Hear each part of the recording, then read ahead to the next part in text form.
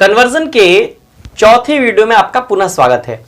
नमस्कार आदाब, मैं Shamsher Ali, founder of VO chemistry YouTube channel.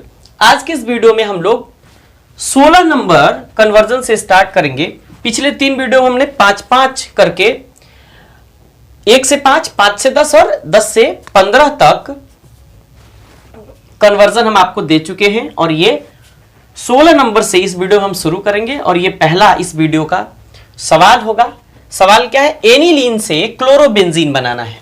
तो देखिए जरा, सबसे पहली बात कि एनिलीन किसको कहते हैं। आपको मालूम है कि एमिनोबेंजीन को हम लोग एनिलीन कहते हैं और ये है एमिनोबेंजीन जिसको हम लोग एनिलीन कहते हैं। अब क्लोरोबेंजीन बनाना है तो सबसे पहले आप क्या करिए, इस एनिलीन को आप क्लोरोबेंजीन बनाने के लिए सॉल्ट का निर्माण कर लीजिए डाईएजोटाइजेशन रिएक्शन के द्वारा। तो सॉल्ट कैसे बनेगा? डाईएजोनीकरण अभिक्रिया के द्वारा। इसमें क्या होता है भाई, सोडियम नाइट्राइट और HCl रिएक्शन करता है 5 डिग्री सेल्सियस तापमान पर। तो कैसे, जरा चेक करिए। यह है सोडियम नाइट्राइट NaNO2 और उसके बाद हम ले रहे हैं HCl, क्योंकि क्लोरोबेंजीन बनाना है। तो देखते हैं। अब देखिए, जैसे ही रिएजेंट लेते हैं और फिर 273 से 278 केल्विन ताप पर इसको गर्म करते हैं तो ये एनिलीन बेंजीन डाईएजोनियम क्लोराइड में चेंज हो जाता है। तो हमने उसको लिख दिया। इसका नाम क्या है? इसका नाम है बेंजीन डाईएजोनियम और Cl है तो क्या कहेंगे? क्लोराइड। क्लियर हुआ? अब जरा चेक करिए। बेंजीन डाईएजोनियम क्लोराइड चूंकि एक सॉल्ट है तो इसलिए हम इसको सॉल्ट लिखेंगे। अब बेंजीन डाईएजोनियम क्लोराइड के साथ क्या किया जाए कि ये क्लोरोबेंजीन में चेंज हो जाए? तो 2 तरीके हैं आपके पास, एक तो सैंडमेयर रिएक्शन और दूसरा है गटरमैन। तो सैंडमेयर रिएक्शन में क्यूपरस हैलाइड से रिएक्शन, क्यूपरस हैलाइड की उपस्थिति में आप रिएक्शन कराएंगे और गटरमैन में आप कॉपर पाउडर की उपस्थिति में रिएक्शन कराएंगे। तो जरा चेक करिए, अगर हम सैंडमेयर कराते हैं तो जरा चेक करिए, क्यूपरस हैलाइड CuCl, कई किताब CuCl लिखता है, कई किताब CuCl2 लिखता है। तो क्यूपरस क्लोराइड की उपस्थिति में किसके साथ रिएक्शन करा दे? HCl के साथ रिएक्शन करा दे। तो HCl के साथ अगर आप रिएक्शन कराएंगे तो यहां देखिए, ये नेगेटिव ये पॉजिटिव। क्यों? और क्योंकि ये इलेक्ट्रोनेगेटिव ज्यादा होता है, इलेक्ट्रॉन अपनी तरफ खींचेगा भाई। ऐसे ही आप सब लोग जानते हैं, ये H+ ये Cl-। तो जरा चेक करिए, Cl- यहां इस बॉन्ड पर अटैक करता है, इनको तोड़ता है, H+ Cl- बाहर निकलता है तो -HCl और ये N2 चूंकि यहां से भी टूटा, यहां से भी टूटा तो गैस बन करके बाहर, और N2 यानी एजोट गैस, जिसको हम लोग पॉजिटिव चार्ज होने के कारण एजोनियम भी हमने कहा। अब बचा क्या जी?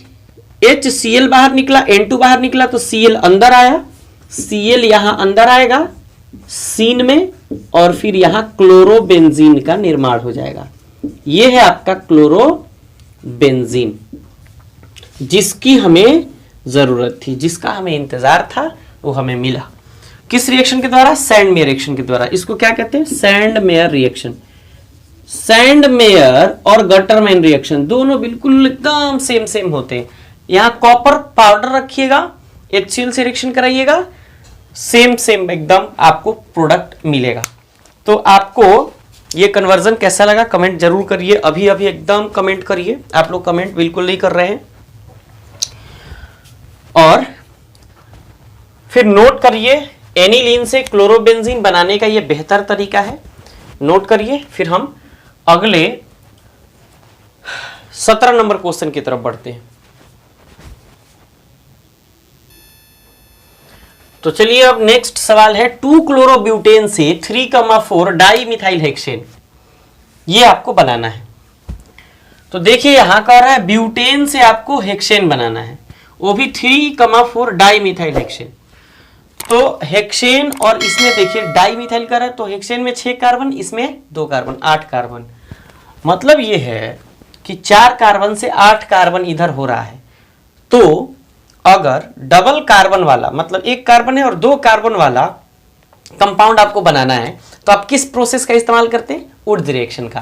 तो हम लोग भी वही करेंगे। देखिए जरा,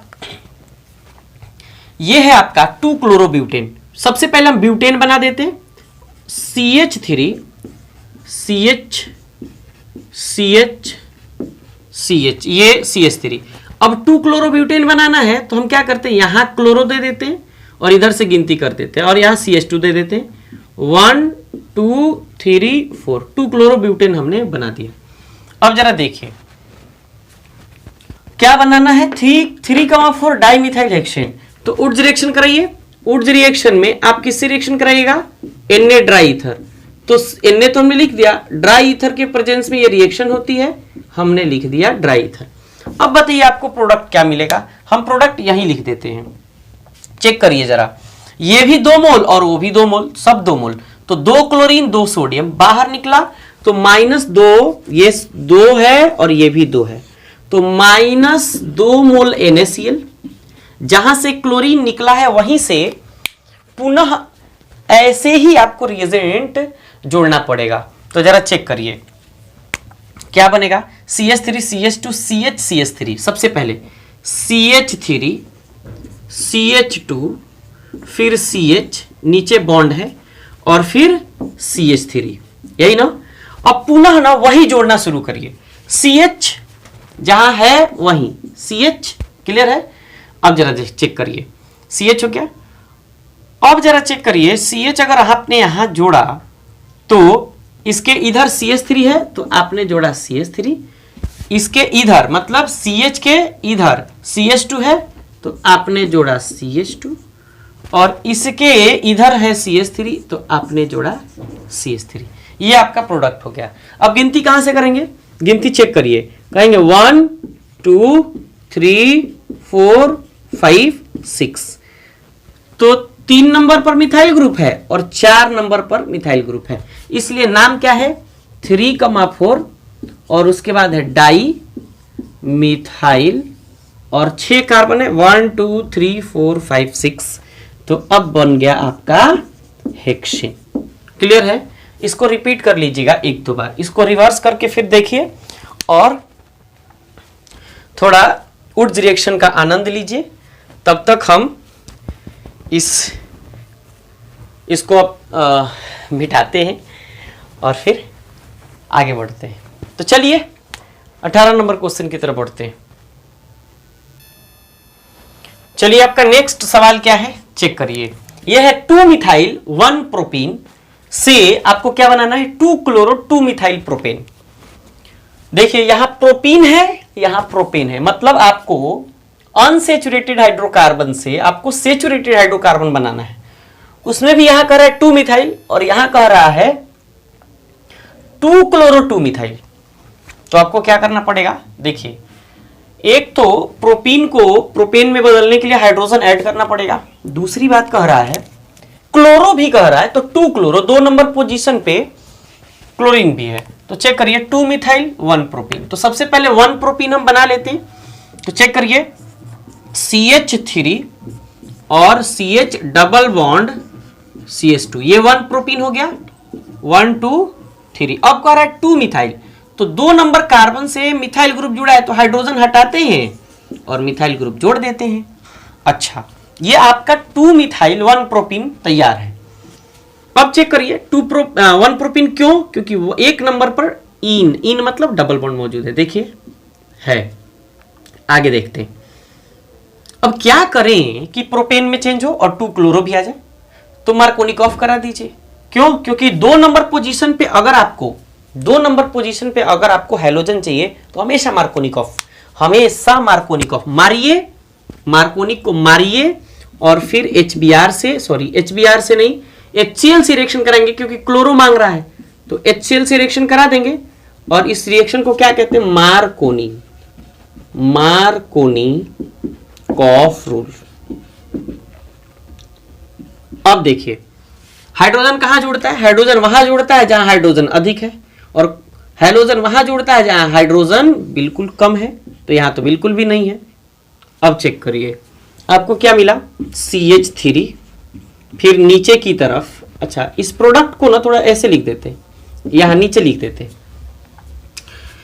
CH3C, क्या CH3 फिर C, और चेक करिए क्लोरीन आकर के जुड़ेगा, अगर क्लोरीन आकर के जुड़ेगा ऐसे हम जोड़ देते हैं, जरा देखिए ध्यान से देखिए, हाइड्रोजन को हम लोग इधर से लेके चले आते हैं और क्लोरीन को इधर से लेके चले आते हैं, तो क्लोरीन जाएगा इस कार्बन के पास और ऊपर जाएगा तो Cl, नीचे है इस कार्बन से CH3 और इधर है डबल बॉन्ड ब्रेक होता है तो सिंगल बॉन्ड बनता है, यानी पाई बॉन्ड ब्रेक होता है, सिग्मा बॉन्ड बनता है, तो यहां हो गया आपका CH2 था, अब पाई बॉन्ड ब्रेक होगा तो CH3 होगा, क्यों, क्योंकि CH2 है, हाइड्रोजन एक और आ गया, CH3 हो गया। अब चेक करिए ये हो गया आपका पेरेंट चेन, तो इसमें कितने कार्बन, 1 2 3, 2 नंबर पर क्लोरीन भी है और 2 ही नंबर से मिथाइल ग्रुप भी जुड़ा है, इसीलिए इसको कहा गया है 2 क्लोरो 2 मिथाइल, और 3 कार्बन एटम है पेरेंट चेन में तो प्रोपेन। क्लियर हुआ, बताइए कमेंट करिए 18 नंबर क्वेश्चन क्लियर हुआ कि नहीं हुआ, जल्दी कमेंट करिए, और अगर क्लियर नहीं हो रहा है तो फिर ना आप एक बार रिपीट करिए, बिल्कुल आसानी से समझ में आएगा। तो चलिए मिलते नहीं है, अभी आगे बढ़ते हैं, 19 नंबर 20 नंबर बाकी है, चलिए आगे बढ़ते हैं 19 नंबर क्वेश्चन की तरफ। तो 19 नंबर सवाल है इथाइल क्लोराइड से प्रोपेनोइक एसिड में बदलना है। तो सबसे पहले देखिए कह रहा है 8 और इधर प्रो, तो इधर 2 कार्बन एटम है और इधर 3 कार्बन एटम है, तो 2 से 3 कार्बन एटम अगर आपको चाहिए तो इसके लिए अल्कोहलिक केसीएन से आपको रिएक्शन कराना पड़ेगा, 2 से 3, 3 से 4, 4 से 5 अगर कार्बन चाहिए तो आपको वही करना पड़ेगा। तो इथाइल क्लोराइड मतलब CH3 CH2 और Cl, अल्कोहलिक केसीएन से आप रिएक्शन कराइए, और केसीएन से रिएक्शन कराइएगा तो यहां से KCl बाहर, माइनस KCl और Cn आकर के यहां जुड़ेगा, तो क्या बनेगा CH3 फिर CH2 और फिर Cn, आपका बन गया प्रोपेन नाइट्राइल। क्या बन गया, प्रोपेन नाइट्राइल। अब जरा एक बात बताइए, प्रोपेन नाइट्राइल अगर टर्मिनल यानी नाइट्राइल अगर टर्मिनल हिस्से पर है तो इसका एसिडिफिकेशन और जल के साथ उसका ऑक्सीडेशन करा दें तो क्या कार्बोक्सिलिक एसिड में चेंज नहीं होगा, बिल्कुल चेंज होगा। देखिए जरा H प्लस और फिर H2O, H प्लस यानी एसिड और H2O यानी जल, इसके साथ अगर रिएक्शन कराएंगे तो ऑक्सीडेशन प्रोसेस होता है, और ऑक्सीडेशन प्रोसेस में ऑक्सीडेशन और रिडक्शन दोनों साथ साथ होता है, तो यहां आ जाएगा आपका CH3, ये CH2 और Cn बाहर चला जाएगा हाइड्रोजन के साथ, और C ऑक्सीडाइज्ड होकर के COOH में चेंज हो जाएगा, COOH में चेंज हो जाएगा, तो आपका ये बन गया क्या, propanoic acid, propanoic acid. Clear हुई बात, बताइए। तो चलिए इसके आगे की बात करते हैं, काफी आसान कन्वर्जन है, ये नीट के लिए ना बहुत ज्यादा इंपॉर्टेंट है, बोर्ड एग्जाम में तो इतना ज्यादा नहीं पूछता है, लेकिन नीट के लिए बहुत ज्यादा इंपॉर्टेंट है क्योंकि डायरेक्ट सवाल कई बार पूछे जा चुके हैं। तो चलिए आप 20 नंबर क्वेश्चन की तरफ बढ़ते हैं, और इसको ना बिल्कुल प्रैक्टिस कर लेना है। अब देखो ये 20 नंबर ना क्वेश्चन बहुत मजेदार क्वेश्चन है। क्यों मजेदार है भाई, मजेदार इसलिए है क्योंकि अभी तक डबल बॉन्डेड हाइड्रोकार्बन को हम लोग सिंगल बॉन्डेड हाइड्रोकार्बन में अगर कन्वर्ट कर रहे थे तो मार्कोनिकॉफ या एंटी मार्कोनिकॉफ लगा रहे थे। मार्कोनिकॉफ कौन कौन देता है, HCl और HBr, और एंटी मार्कोनिक भी HCl और HBr ही देता है। HF और HI मतलब हाइड्रोजन फ्लोराइड और हाइड्रोजन आयोडाइड तो देता नहीं है। तो अगर किसी के जहन में आ जाए कि ब्यूट 1 इन, जहन का मतलब माइंड यानी दिमाग, ये ब्यूट 1 इन तो 4 कार्बन है, ब्यूट का मतलब 4 कार्बन, तो CH3 CH2 CH double bond CH2, ये ब्यूट 1 इन है, 1 2 3 4, ये 1 इन। किसी के दिमाग में आ जाए ऐसा करते हैं ना, हाइड्रोजन आयोडाइड से रिएक्शन कराते हैं और एंटीमार कराते हैं, एंटी मार्कर आते हैं, एंटी मार्कोनिकॉफ जो भी हो, किसकी उपस्थिति में? पेरोक्साइड की उपस्थिति में। और उसके बाद क्या करते हैं, आयोडीन को यहां जोड़ते हैं, हाइड्रोजन को यहां जोड़ते हैं। तो कहेगा भाई साहब हम रिएक्शन देंगे नहीं, आप करिएगा क्या? आप कुछ नहीं करिएगा। तो इसलिए हम लोग वाकई कुछ कर भी नहीं पाएंगे। उसका क्या करेंगे मार्कोनिक या एंटी मार्कोनिकॉफ का? तो इसके लिए अब क्या करना पड़ेगा, थोड़ा सा ना घुमा के जाना पड़ेगा। रास्ता सीधा अगर मान के चलिए सीधा रास्ता जा रहा है और टूटा हो या जाने का ऑप्शन ही नहीं हो, तो भाई घुमा के तो जाना पड़ेगा। तो हम लोग भी वही करेंगे। ये ब्यूट 1 इन है और इसका रिएक्शन सबसे पहले ना हम लोग क्या करते हैं, हाइड्रोजन क्लोराइड के साथ कराते हैं और फिर देखते हैं क्या होता है। तो जरा चेक करते हैं। हाइड्रोजन क्लोराइड के साथ हमने रिएक्शन कराया और रिएक्शन कराने के बाद ये Cl यहां, H यहां। अब इसके बाद एक्सचेंज करा लेंगे। बहुत अच्छा, फिंकेल्स्टीन चेक कर लेते हैं। ये कौन सा रिएक्शन है? Anti Markovnikov. एंटी मार्कोनिकॉफ किसकी उपस्थिति में भाई? पेरोक्साइड की उपस्थिति में, पेरोक्साइड की उपस्थिति में।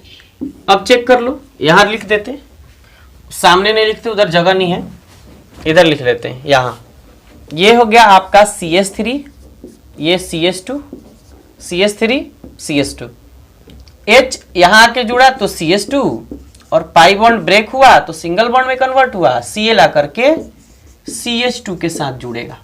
क्लियर हुआ? अब देखिए क्लोरीन तो आपको मिल गया, ब्यूटाइल क्लोराइड आपको मिल गया। इसको क्या कहते हैं? Normal butyl chloride, butyl chloride. क्यों? क्योंकि चैन सीधा है तो नॉर्मल कहते हैं। अब एक बात बताइए, ब्यूटाइल आयोडाइड में चेंज करना है आपको, क्लोराइड से आयोडाइड में, तो किस रिएक्शन का इस्तेमाल करेंगे? फिंकेल्स्टीन। क्या? फिंकेल्स्टीन। किसके साथ रिएक्शन कराएंगे? सोडियम आयोडाइड के साथ। तो सोडियम क्लोरीन बाहर और बेचारा आयोडीन पिक्चर में इधर। तो क्या करेंगे, और ड्राई एसीटोन तो आपको रखना पड़ेगा, ड्राई एसीटोन की उपस्थिति में रिएक्शन होती है। तो आयोडीन इधर आएगा तो प्रोडक्ट क्या बनेगा आपके पास? CH3।